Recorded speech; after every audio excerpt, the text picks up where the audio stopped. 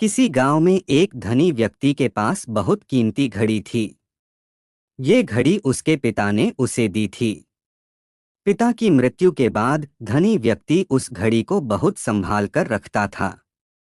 लेकिन एक दिन उससे घर में घड़ी कहीं खो गई।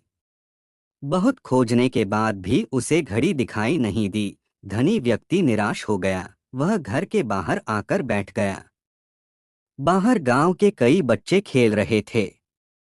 धनी व्यक्ति ने सोचा कि बच्चों से बोल देता हूँ, इतने बच्चे ढूंढेंगे तो किसी न किसी को तो घड़ी मिल ही जाएगी। धनी सेठ ने बच्चों को बुलाया और बोला कि मेरी घड़ी घर में कहीं खो गई है। तुम लोगों में से जो भी उस घड़ी को खोज कर लाएगा, मैं उसे बड़ा इनाम दूंगा। इनाम की बात सुनकर सभी बच्चे घर में घड़ी खोजने लगे। बच्चों ने बहुत मेहनत की, लेकिन उन्हें घड़ी नहीं मिली। सभी निराश होकर सेठ के पास पहुंचे और बोला कि हमें तो घड़ी नहीं मिली है। ये सुनकर सेठ और दुखी हो गया। बच्चे फिर से खेलने लगे। तभी वहां एक बच्चा लौट कर आया और बोला कि मुझे एक बार फिर मुझे घड़ी ढूंढने के लिए अंदर जाने दीजिए, इस बार मैं घड़ी जरूर ढूंढ लूंगा।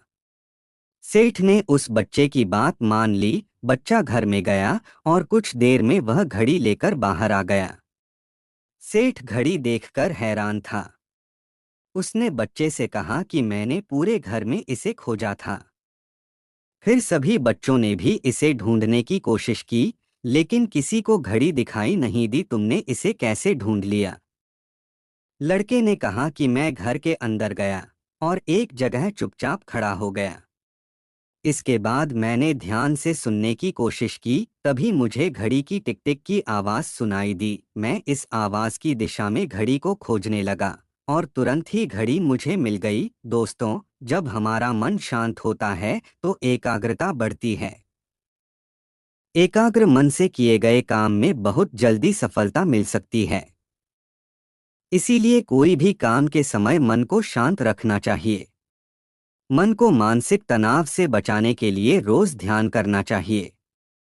ध्यान से नकारात्मक विचार दूर होते हैं और शांति मिलती है।